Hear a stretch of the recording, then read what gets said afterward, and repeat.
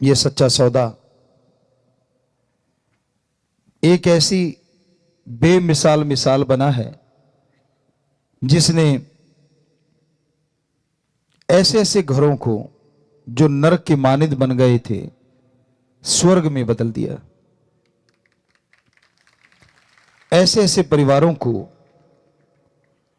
जिनके घर में 2 समय का खाना भी नसीब नहीं होता था, साईं मस्ताना जी दाता रहबर के सच्चे सौदे ने आज उनको जहाजों पे सैर करवा दी। सूफी रूहानी फकीर अगले जहान का हर चीज बताते हैं, लेकिन साईं जी ने तो दोनों जहान की जिम्मेवारी ले ली कि यहां वहां कोई कमी नहीं छोड़ेंगे। एक पैर यहां जब तक टिका रहेगा तब तक भी दूसरा पैर सचखंड में। इसका बहुत बड़ी मीनिंग्स है, बहुत बड़ा मतलब है। जीते जी आप परमपिता परमात्मा को देख सकते हैं। और चुटकियों में शब्द कितने रहे? 5, 3, अब 1। और ये कोई नई चीज नहीं। परमपिता शास्त्रनाम जी दाता ने पहले पिछली बार भी आपको बताया था, जब 3 शब्द किए थे 5 से 3, तो क्यों किंतु परंतु वाले तो तैयार बैठे होते हैं। बेपरवाह जी के सामने कहा कि जी 5 के बिना तो अंदर की धुन सुनेगी नहीं। तो बेपरवाह जी ने तब ये वचन, कुछ ऐसे सेवादार यहां पुराने बैठे होंगे जिन्होंने वो सुने होंगे, हमने सुने थे। तो बेपरवाह जी ने तब वचन करे कि आप 3 की बात करते हो, सतगुरु चाहे तो 1 ही काफी है। तो भूल गए आप, किसी के याद ही नहीं था कि यार ऐसा भी होगा, पर अब ऐसा हो गया। अब 3-5 वालों को चक्कर पड़ा हुआ है। यार बड़े हैं हमारे, बड़ा है, ये नए जो आ रहे हैं 1 में ही काम हो रहा है। घबराओ मत, आपका 5 में हो लेगा, 3 वाले का 3 में हो लेगा, डरो मत, असर उतना ही होना है, परवाह ना करो। कहते नहीं जी वो लेना आसान है ना, थोड़ा सा मतलब शॉर्टकट ढूंढते हैं ना सारे। तो कहने का मतलब बेपरवाह जी ने जैसे जैसे कलयुग का ओर बढ़ता गया तो अपने वो तरीकों को उसी तरीके से अपनाया कि आज छोटा बच्चा भी उस एक शब्द को लेके अच्छे से भक्ति कर सकता है। फॉरेनर हैं, विदेशी हैं, अब 3 शब्द भी उनको बड़े लगते थे, अब 1 लेना वो फट याद कर लेते हैं। हमारे बोलते बोलते याद कर लेते हैं, बाद में याद कम ही करवाना पड़ता है। आज का टाइम बहुत ही खतरनाक है, आने वाला टाइम परमपिता जी के वचन और भी खतरनाक। लेकिन जो दाना धुरी के साथ जुड़ा है वो पिसता नहीं, बाकी सारे दाने पिस जाते हैं।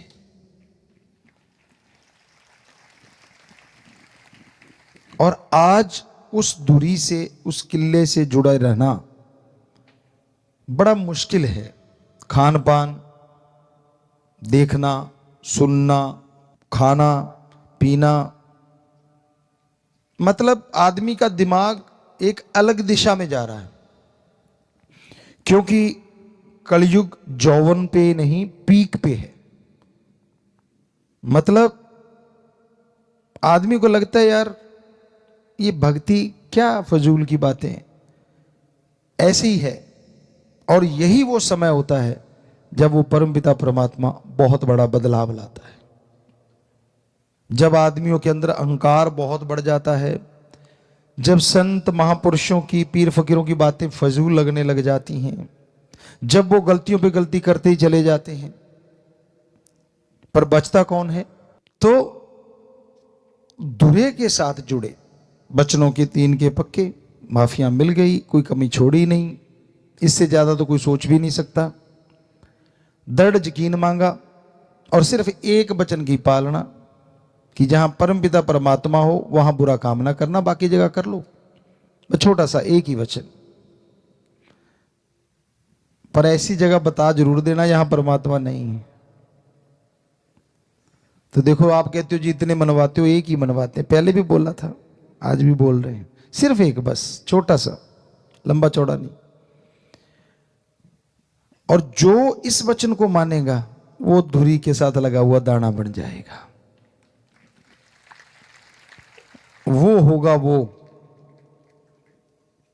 और जो अकल का दखल, राम को मखौल समझना, संत पीर फकीर को, तो वो अपने किए कर्मों का फल पाएंगे। कोई उनके लिए बद्दुआ नहीं है, संत बद्दुआ नहीं देते। और निकल जाए तो पाप साथी भी नहीं, ये भी सच है। पर बेपरवाह जी ने ऐसा सच्चा सौदा साईं मस्ताना जी महाराज ने बनाया, निकली हुई बद्दुआ भी बाप से ले सकते हैं यूं चुटकी में।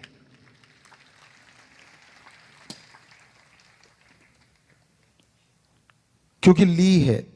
बहुत बार ऐसा हुआ।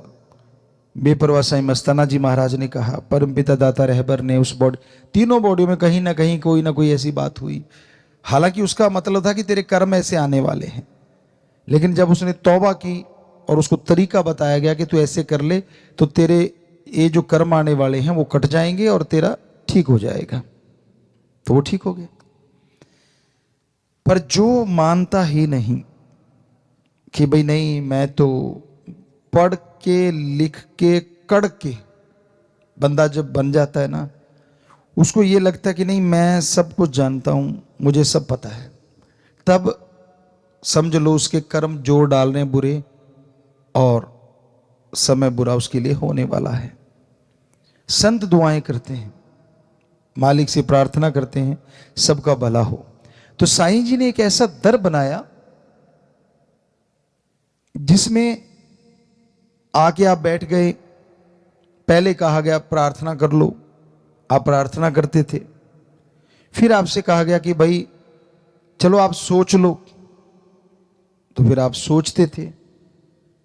तो अब तो ये बात हो गई है कि जेड़ी सोचा ना वो भी मन लेंदा ते किमें भुल जावा यार, किमें भुल जावा पीर। अब इससे आगे तो कुछ और है, बहुत कुछ है। जो मानेगा वो ले लेगा, ना मानेगा भाई वही रह लेगा।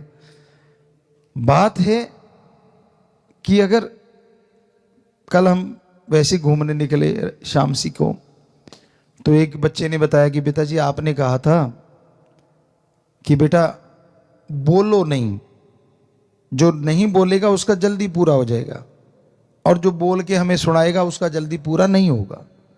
तो कहता मेरे 5 साल से बच्चा नहीं था, मैंने कहा बोलना नहीं, बस मैंने आपको नारा लगाया, 9वें महीने बच्चा, और यहीं कहीं बच्चा वो बैठा हुआ सेवादार, रात हमें यहाँ ही मिला था, हम गाड़ी लेके आए थे। तो उसने बताया कि मेरी हाथों हाथ पूरी हो गई, हमें बोलता तो पता नहीं कितनी लंबी चली जाती।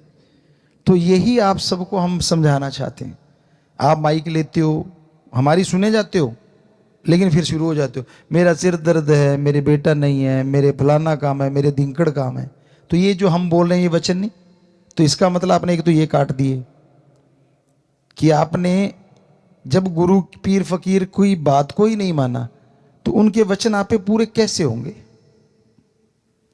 तो आप बिना सोचे ही सतगुरु आपके लिए जो जायज है वो जरूर कर देगा।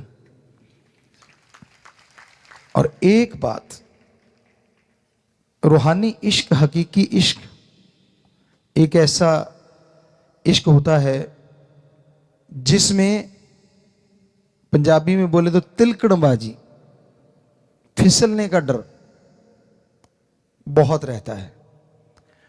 दोमट माटी होती है ना, उसमें पानी डल जाए हल्का सा, तो कोई ध्यान ना दे, मुंह ऊपर उठा के, कई बार चलते हैं ना, कई बंदे होते हैं या अपने ख्यालों में खोया खोया, तो पता नहीं अगला पैर किधर गया और पिछला किधर गया, धड़ाम पड़ता है। तो ये रूहानी इश्क, अल्लाह वाहिगुरु राम का इश्क कुछ इसी तरह है। आज के टाइम में दोमट माटी आज का टाइम है, पानी, खान पान, देखना सुनना, आदमी को लगता है यार एक ही जिंदगी मिली है और इसी में बंध के बैठ जाओ, मतलब कुछ भी नहीं है। अरे विदेशियों ने बिना बंधे देख लिया सारा कुछ, वो बंधना चाह रहे हैं, उनको बंधने वाला कोई नहीं मिल रहा, और आप उनकी संस्कृति को अपना के खुला रहना चाहते हैं। समझदार को इशारा काफी है। तो इस तिलकणबाजी से, इस फिसलन से बच्चा गिरे ना, सतगुरु हमेशा हाथ पकड़े रखता है। आप जबरदस्ती हाथ छुड़ाना चाहते हैं, आपको लगता नहीं मतलब ठीक है फिर से माफी ले लेंगे, कोई बात नहीं, सामने दिखने में देवता दिख लेंगे, वो अंदर की जानता है, रग रग पहचानता है।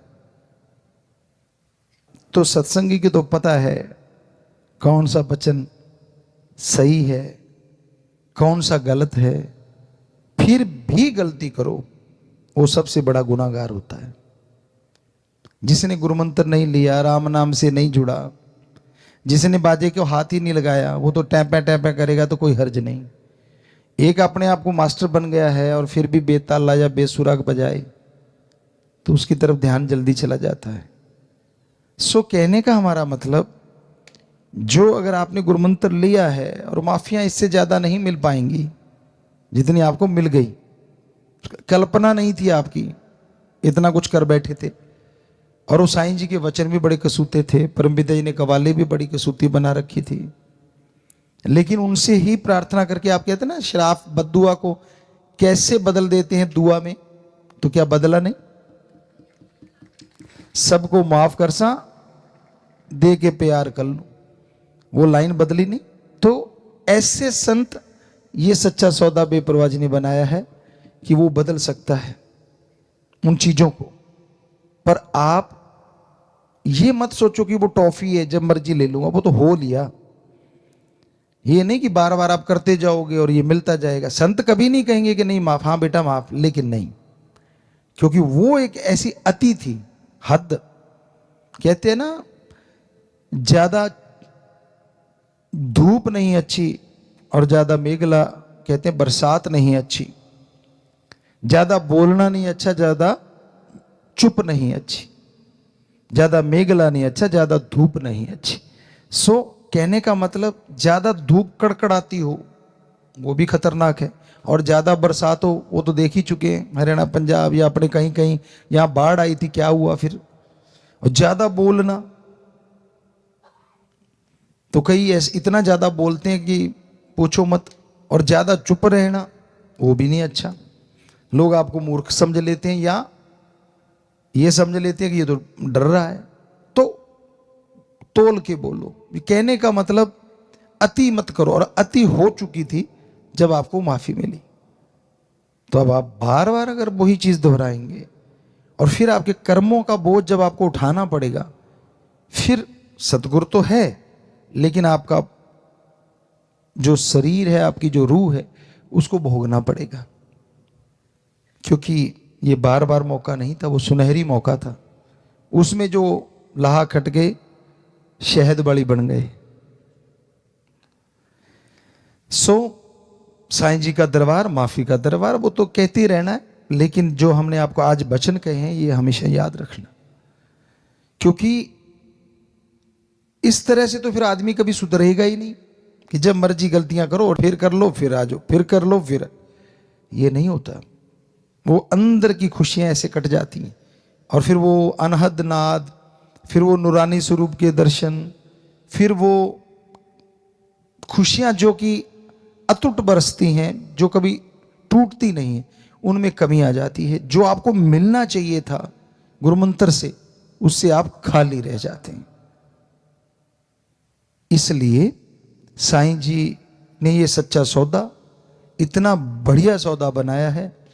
बिल्कुल सिंपल है, ना धर्म छोड़ना, ना जात, ना मजहब बदलना, ना कोई ऊंचा है ना कोई नीचा है। राम नाम जपो, बस चलते जपो, लेट के जपो, बैठ के जपो, काम धंधा करते जपो। वरना तो कहा जाता है जंगलों में जाओ, ध्यान जमाओ। कितना महापरोपकार किया है, उसको आप मजाक में मत लीजिए। सोचिए कि सतगुरुदाता ने, शास्त्र नाम शाह मस्तान रहबर ने कितना महापरोपकार किया है। हमें गुरुमंत्र देके चंद शब्द, चंद अल्फाज, और हमने छोटा सा काम करना है, बस 3 परहेजों में पक्के रहना, दृढ़ यकीन रखना, मन काबू ना आए आप सिमरण करो। हम आपको लिख के गारंटी देने को तैयार हैं, या तो नींद आ जाएगी या मन रुक जाएगा, दोनों में एक काम पक्का हो जाएगा। सुमरण करते करते नींद आ जाए तो हो सकता है नींद में भी सतगुरु बेड़ा पार कर दे, ये मनोवैज्ञानिक सवाल भी है, क्योंकि हमने विज्ञान पढ़ा है।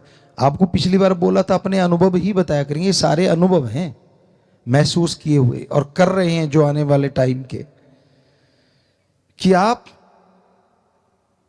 सुमरण करते हैं और मान लीजिए कई बार कई बहनें, भाई, बच्चे, बुजुर्ग जिनको नींद नहीं आती, एक बीमारी सी हो जाती है, गारंटी है, आप लेटे लेटे सुमरण करना शुरू कर दो, उसको और स्पीड से करो, फिर धीरे धीरे करते जाओ, यकीन मानो या तो नींद आ जाएगी या फिर प्रीत बढ़ जाएगी, और 100% नींद आएगी। काल नहीं चाहता नेगेटिव पावर कि आपको रूहानी दर्शन हो जाएं, वो एक लिमिट तक तो सह लेगा, उसके बाद यार इसको नींद ही दे दो, बस आपका काम हल हो गया, नींद भी आ गई और सुमन करते करते सोए हो, अंदर नूरानी दर्शन भी। चलो रूहानी, नूरानी, जिस्मानी, दुनियावी कोई दर्शन तो पक्का होंगे। आप करो ही कुछ ना, लेटे लेटे चलाई कुछ और ही सिस्टम रहे हो, अंदर टेप रिकॉर्ड कुछ और ही चल रही है, तो फिर भाई कैसे मिलेंगे वो चीजें, कैसे आएंगे वो खुशियों के लम्हे जो बेपरवाह जी ने आपके लिए निश्चित कर रखे हैं कि सच्चे सौदे का मुरीद वचन माने, थोड़ा सुमन कर ले, एक पैर यहां और दूसरा सचखंड। वो दूसरा पैर बैठे बैठे कैसे जाएगा? तभी जाएगा ना जब आप अमल करोगे।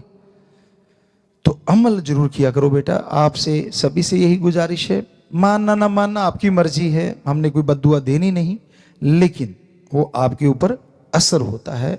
जो काम, मान लीजिए आप अगर काम धंधे के ही आशिक हैं, चलो शारीरिक सुख के लिए आप चाहते हैं आपका बिजनेस व्यापार बढ़ जाए, आपका हर काम में सफलता मिल जाए, अगर आप हो वचनों के पक्के, आप मेहनत 70% करो, चलो 60 कर लो, चलो 50 कर लो, हो सकता है सतगुरु उसको 100% कर देगा। और अगर वचनों के पर कच्चे उड़ा रहे हो, मनमते चल रहे हो, तो हो सकता है आप 70 करो, वो 30 ही रह जाए। ये फर्क है। इसलिए ऐसे बच्चों को, पढ़ने वालों को, आप पढ़ते हो, मेरिट तक आप कोशिश कर लो, सुमन करो, वचनों पे रहो, हो सकता है मालिक आपको 94-95% ला दे। चलो फर्स्ट डिवीजन तक कोशिश कर लो, मालिक आपको मेरिट से आगे ले जाएगा। मतलब कर्म योगी हैं आप, कर्म करना आपका काम है। मन कब आप पे हावी होता है? जब आप खाली होते हैं। खाली मन शैतान का चरखा, अपने आप को खाली ना रहने दो।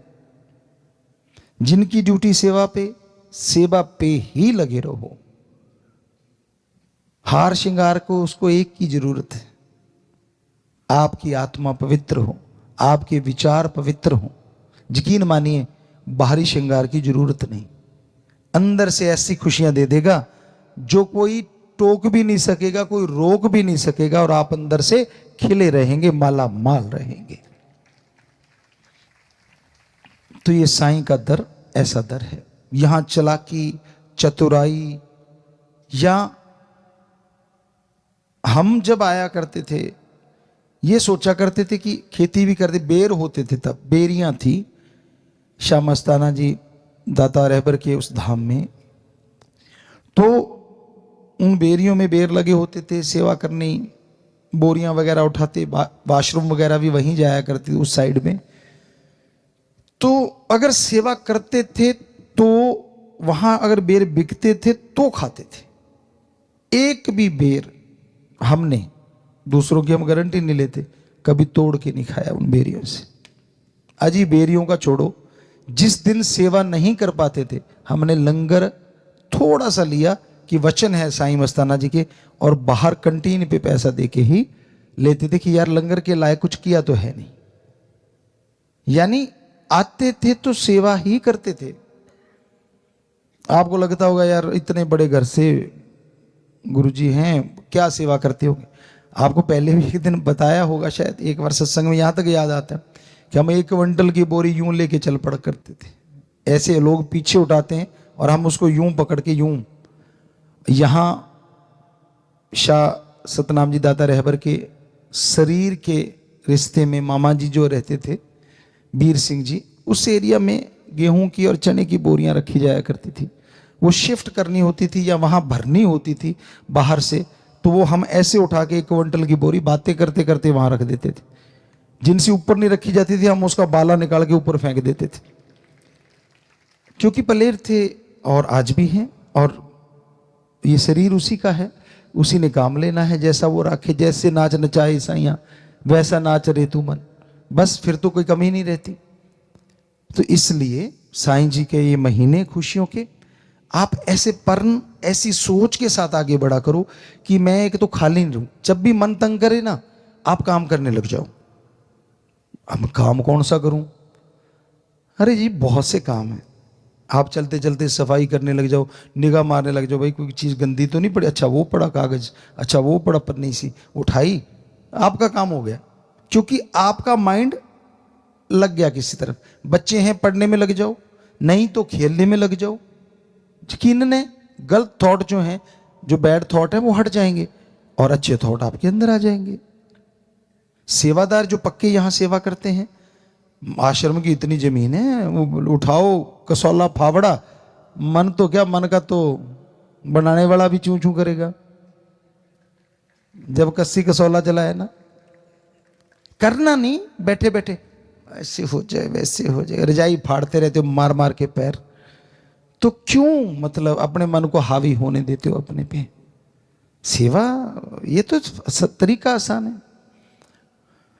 तो चर्चा खुशियों की कि आदमी कैसे खुशियां ज़्यादा ले सकता है।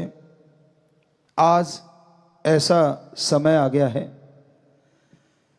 कि परिवार टूट रहे हैं, बच्चे बड़ों की नहीं सुनते, बड़े इसलिए टेंशन में हैं कि उनकी कोई सुनता नहीं, और बच्चे इसलिए टेंशन में हैं कि उनके ऊपर उनकी राय थोपी जाती है, उनके ऊपर जबरदस्ती की जाती है, जैसा वो चाहते हैं उसको जीने नहीं दिया जाता। इस वजह से परिवार बिखर रहे हैं। हमारी संस्कृति जो अपने आप में नंबर 1 थी, वो आज टूटने की कगार पे है। दोगले मापदंड हो गए हैं। पुरुष जो है वो चाहता है मैं आजाद घूमूं, मैं फॉरेन कल्चर को अडेप्ट कर लूं, मेरे लिए कोई बंदिश ना हो, मैं कहीं भी घूमूं, कहीं भी चरूं, मुझे ना रोका जाए। पर खुद की मां, खुद की बहन, खुद की बेटी, खुद की घरवाली, वो इंडियन कल्चर को अपनाए, वो ना कहीं खुले चले। कैसा कल्चर हो गया हमारा। आप जब गलत कर्म करते हैं, दूसरे सादे शब्दों में किसी की बहन बेटी को लेके घूमते हैं, तब तो आपको खुशी आती है, पर जब आपकी बहन बेटी के साथ कोई होता है तब आपके आग लगती है। तो जब आप किसी को लेके घूम रहे होते हैं, क्या आपको तब नहीं होता कि ये भी किसी की बहन है, किसी की बेटी है? सो कहने का मतलब, एक जैसा संस्कृति ने, भारतीय संस्कृति ने पवित्र वेदों में एक जैसा माहौल बनाया था कि अगर पति पत्नी के लिए देवता है तो पति के लिए पत्नी भी देवी है, पैर की जुत्ती नहीं है। जो लोग ऐसा समझते हैं, चाहे वो पति हो या पत्नी, क्योंकि आज ऐसा दौर चल रहा है, कमाने वाला, या यूं कह लीजिए विचारों की वजह से कई बार पति हावी रहता है कहीं पे तो कहीं पत्नी। ऐसा नहीं होना चाहिए, बराबर का दर्जा होना चाहिए। एक दूसरे का सम्मान करो, राय लो तो दोनों जने, हो सके बुजुर्गों को भी शामिल करो। किसी बिजनेस की राय, परिवार की कोई व्यक्तिगत काम धंधे की राय। क्यों? क्योंकि पता नहीं कौन परिवार में से अच्छी राय दे दे और आपका बिजनेस व्यवहार तरक्कियों में चरम सीमा पे पहुंच जाए। आपको लगता है आपके बाप को कुछ नहीं आता, वो तो अनपढ़ गंवार है। दादा दादी तो बहुत पुराने जमाने के हैं। गलत। एक शिक्षा होती है जो उम्र के साथ मिलती है, तजुर्बा।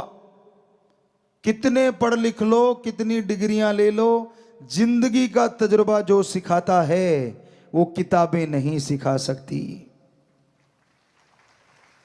इसलिए उनकी बात सुना करो। क्या पता आपको आपके घर में ही कोच मिल जाए जो आपको कोचिंग दें और आपका बेड़ा पार। और बुजुर्गों को चाहिए बच्चों की बात भी सुननी चाहिए। आपको एक छोटा सा उदाहरण देते हैं। बेपरवाह जी परमपिता शास्त्राम जी दाता रहबर जो अब इस बॉडी में हैं, वो उस बॉडी में भी घूम रहे थे। बेरियों की तरफ हम जा रहे थे और रास्ते में एक छोटा सा बच्चा मिला।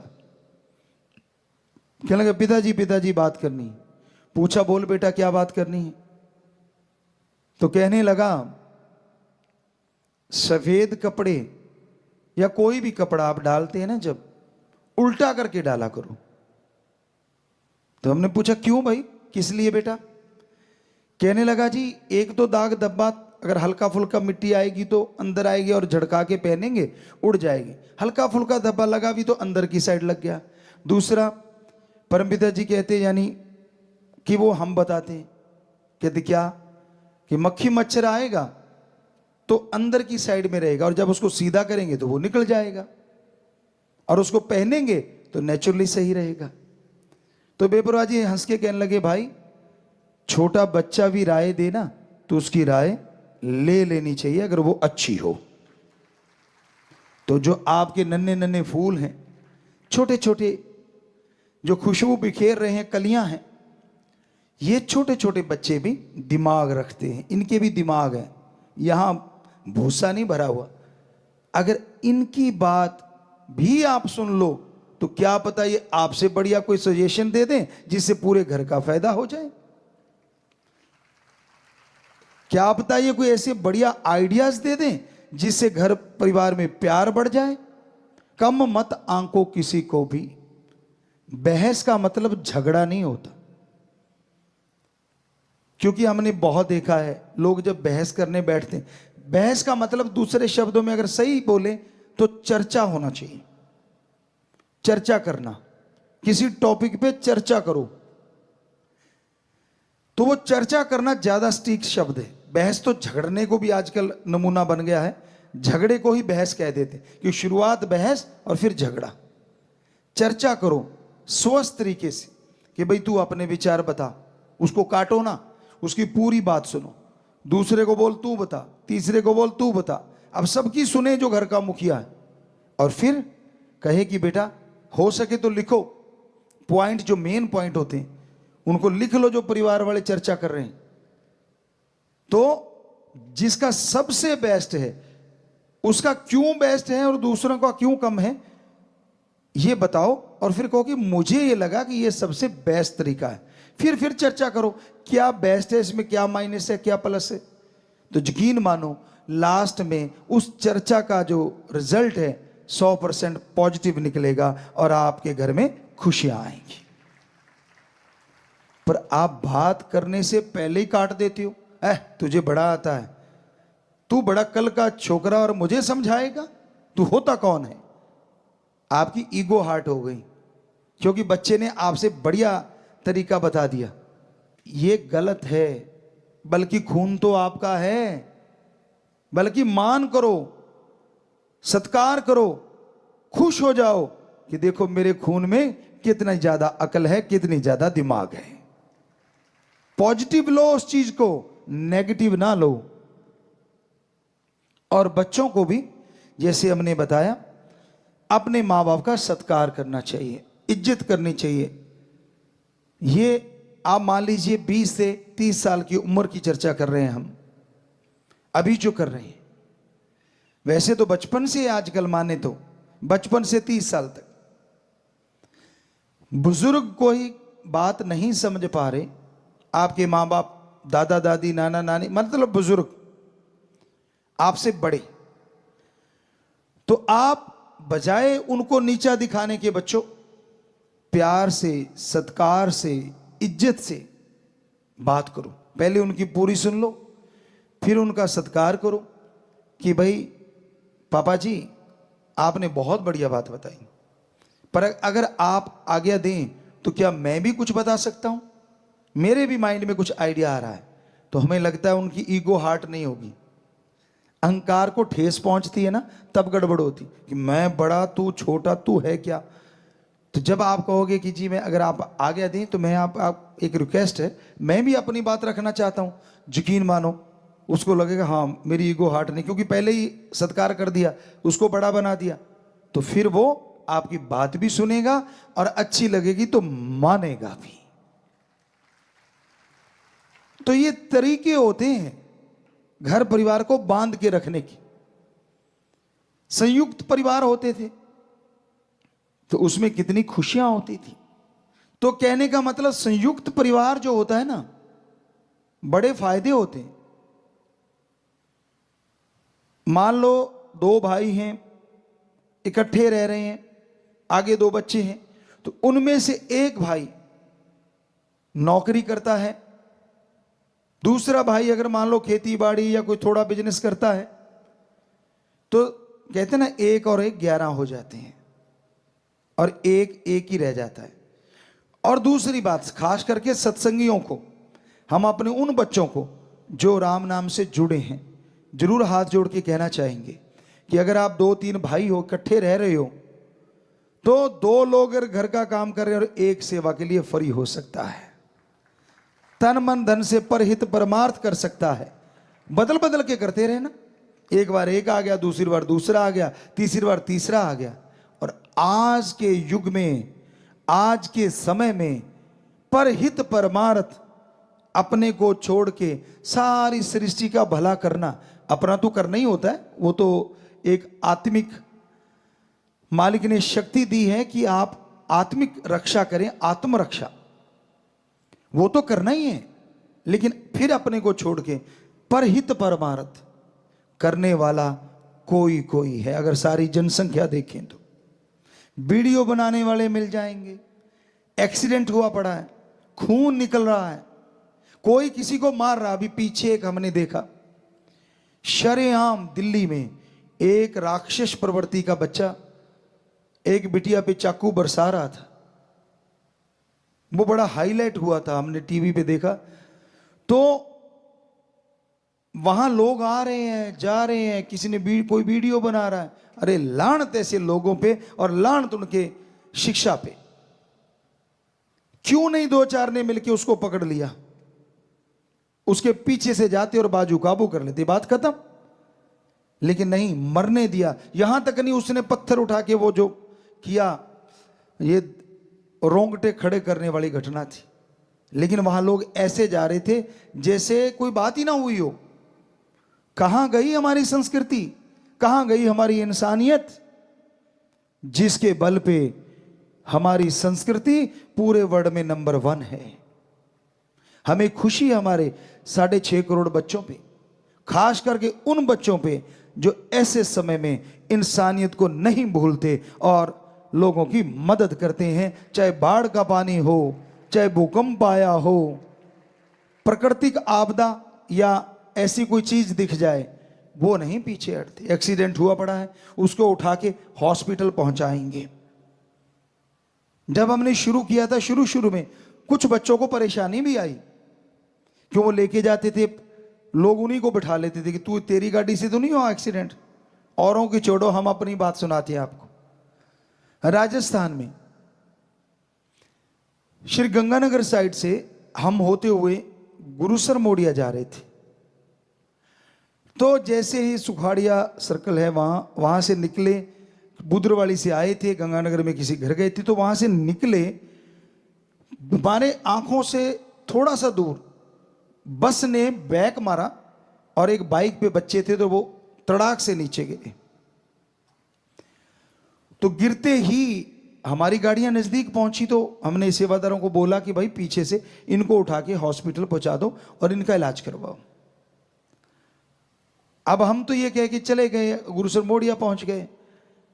अगले दिन पुलिस आती है, पता नहीं उसी दिन शाम को, सारी गाड़ियां चेक कर ली, एक एक गाड़ी चेक करके फिर कहते गुरुजी वाली भी चेक करनी। हमने कहा करवाओ करवाओ। वो गाड़ियां भी चेक कर ली। कहते हाँ आपने तो एक्सीडेंट नहीं किया। हमने कहा हमें जरूर मिला ना, हमें मिले वो सज्जन। हमने कहा भाई तू उनको क्यों नहीं पकड़ता जिन्होंने किया है? और बस के अंदर जो लोग थे उन्होंने भी गवाही दी कि बस वाले ने ठोका है।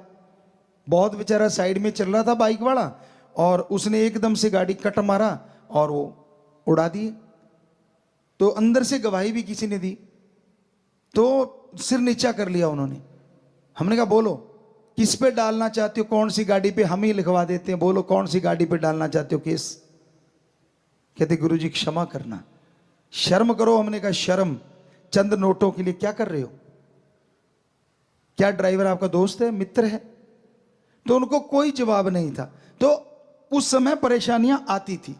राम जी ने कृपा करी, हमारे देश के जो राजा होते हैं उन्होंने सुना, और फिर कानून बन गया। शायद, हमें पक्का नहीं मालूम, कि जो बचाएगा उस पर ऐसी कोई कार्रवाई नहीं होगी, शायद में भी। तो अब साध संगत जबरदस्त तरीके से लोगों की जान बचा लेती है जो एक्सीडेंट में पड़े होते हैं या डूब रहे होते हैं,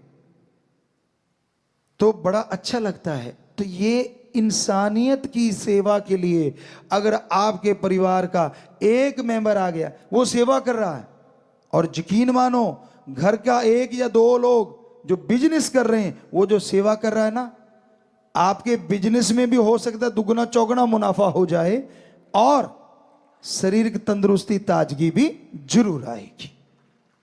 इसलिए संयुक्त परिवार अच्छे होते हैं, जो पुरातन समय से चले आ रहे थे। तो कहने का मतलब कितना अंतर आ गया। क्या थी हमारी संस्कृति?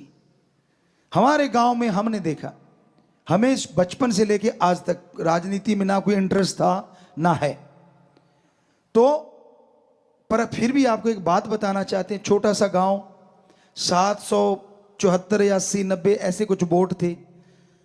गांव के दो लोग जाते थे, चुने हुए थे, वो जाते और किसी को कह के आते कि वोट आपको डालेंगे। पूरा गांव, हमारे जी स्कूल बना देना। स्कूल वहां से 5-6 किलोमीटर दूर था, छोटा सा गांव था। तो वो आके गांव वालों को इकट्ठा करते, कोई बच्चे नहीं जाते थे, सिर्फ घर का मुखिया, सारे इकट्ठे हो जाते। वो कहते थे भाई अब फलां बंदे ने वायदा किया है, अपने स्कूल बन जाएगा तो वोट उधर डालनी। कहते जी ठीक है, ये नहीं पूछते क्या क्यों किंतु परंतु, सारे घरों में आते और अपने परिवार को आके कहते भाई वोट फलां जगह लगाना है।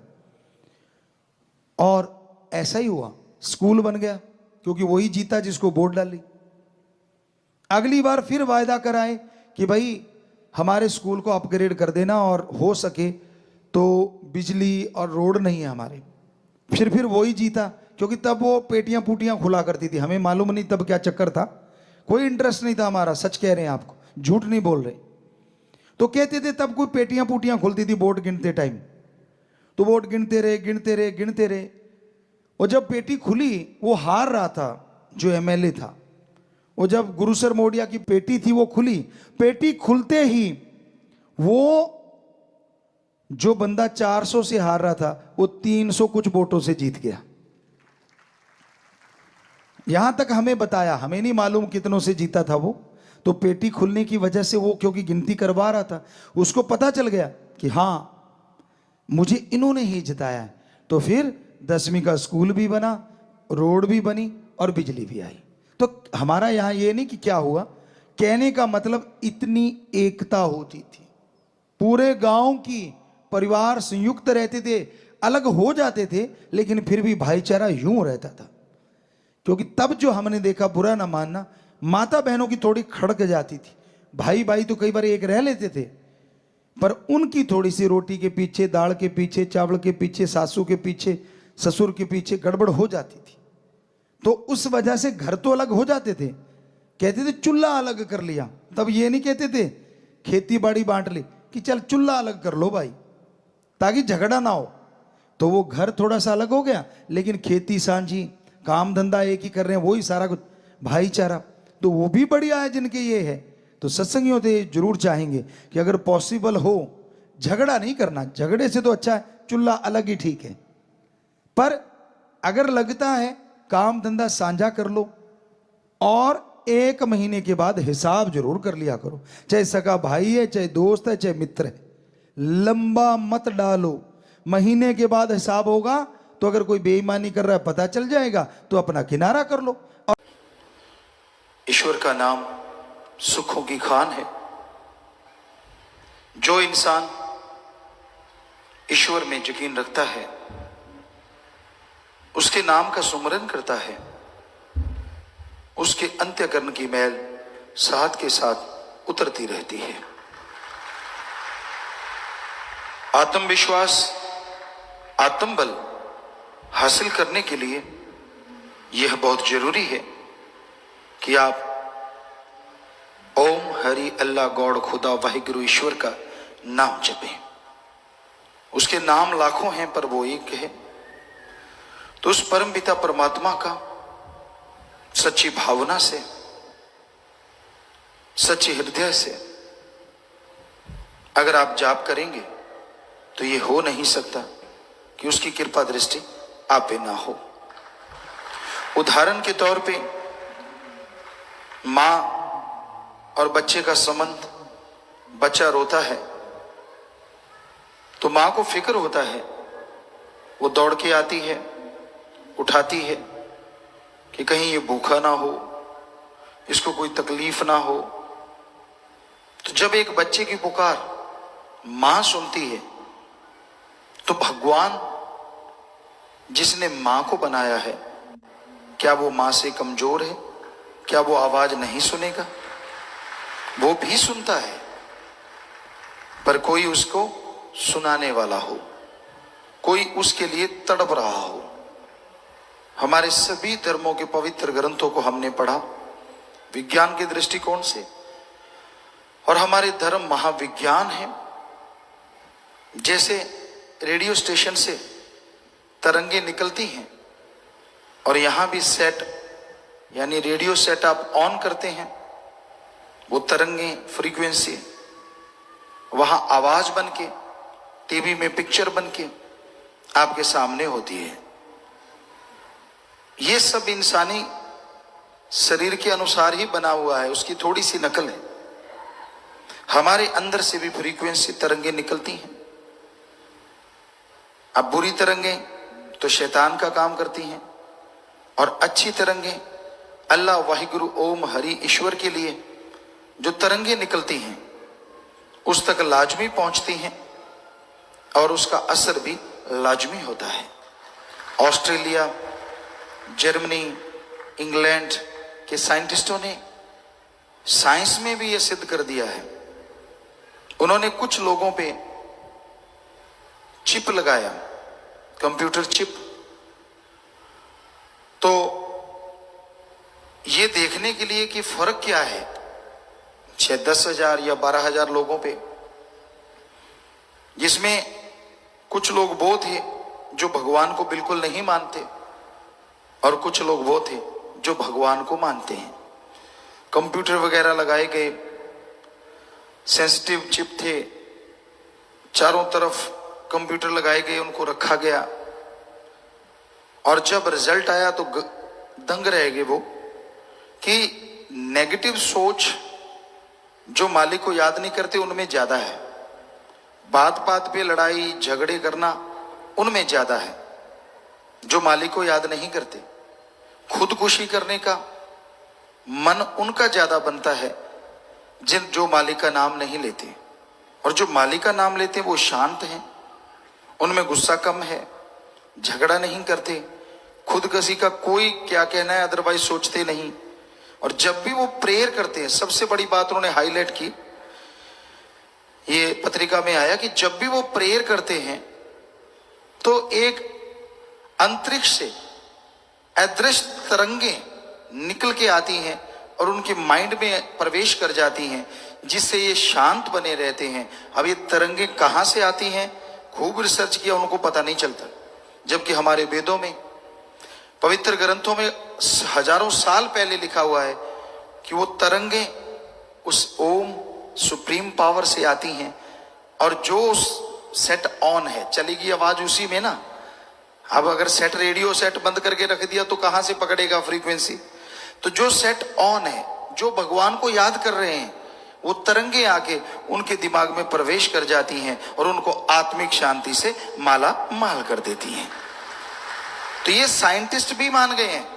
अब आप बताइए, साइंटिस्ट अभी 2 साल पहले माने, साल 2 साल की बात है, और हमारे वेदों में हजारों साल पहले ये बताया जा चुका है कि वहां से एक रूहानी आवाज, एक तरंगे आती हैं जो आदमी को आत्मबल देती हैं और आदमी टोटली टेंशन फ्री हो जाता है ना हमारे धर्म महाविज्ञान।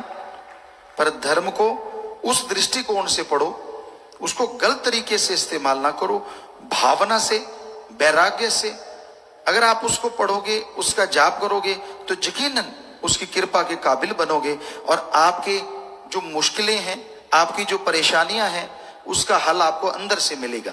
बस लास्ट में आपको बताते हैं कैसे अंदर से हल मिलता है। ये भगवान करने वाले हैं। हमने विज्ञान भी पढ़ा, जितनी देर पढ़ पाए, नॉन मेडिकल के स्टूडेंट रहे, गुरुजी ने बुला लिया तो पढ़ाई छूटी, लेकिन बहुत इच्छा थी साइंस की, बहुत रुचि थी साइंस में, लेकिन धर्म सभी पढ़ते थे, सभी धर्मों को मानते थे। तब भी गुरुजी ने बोला सभी धर्मों को पढ़ो। तो ये पता चला विज्ञान का कि विज्ञान तो कल बनी है, धर्म तो महाविज्ञान है। धर्मों में जो बात है वो विज्ञान बहुत बाद में मानती है, विज्ञान उसे बहुत लास्ट में मानती है। तो धर्मों की बात को माना जाए, धर्मों पे अमल किया जाए, यकीनन फिर कोई कमी नहीं रहती। साइंस ने जो चीजें बाद में बनाई है धर्मों में, वो बहुत बहुत पहले बताई जा चुकी हैं।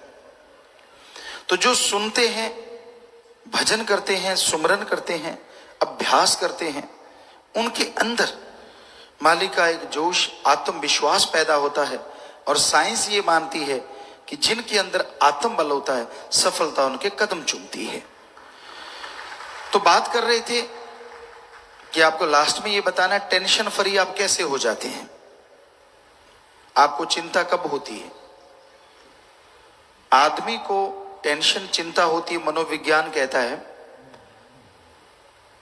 ऐसी कोई बात हो, ऐसी कोई उलझन हो, ऐसी कोई परेशानी हो जिसका हल आपका दिमाग ना दे पाए और आप किसी से शेयर भी ना कर पाए, किसी से बता भी ना पाए, तो वो बात जैसे जैसे घूमती जाएगी दिलो दिमाग में, तो उसकी टेंशन, उसकी चिंता आपके दिमाग में बढ़ती जाएगी।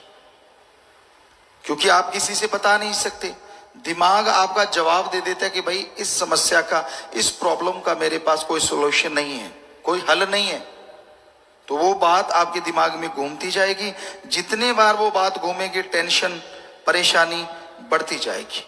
होता क्या है, जैसे हम गुरुमंत्र, कलमा, मेथड ऑफ मेडिटेशन का जाप करते हैं, बात एक ही, भाषा के अनुसार नाम अलग है। गुरुमंत्र कह लें, नाम कह लें, कलमा कह लें, मेथड ऑफ मेडिटेशन कह लें, तो जैसे उसका जाप करते हैं हमारे अंदर आत्मबल बढ़ता है। और आत्मबल बढ़ने से क्या होता है, आदमी का दिमाग जो साइंटिस्ट मानते 10 से 20% सोचता है, इतने इस्तेमाल में ला रहे हैं लोग, उसी में सुपर कंप्यूटर भी बन गया। होता क्या है, जैसे मेथड ऑफ मेडिटेशन करते हैं, आत्मा पूरे शरीर में सिकुड़ के 10वें द्वार ज्ञान चक्षु में पहुंचती है, तो आपके सोचने की शक्ति आगे से डबल या 2.5 गुना हो जाती है। दिमाग को आप ज्यादा इस्तेमाल में लाएंगे नेचुरली।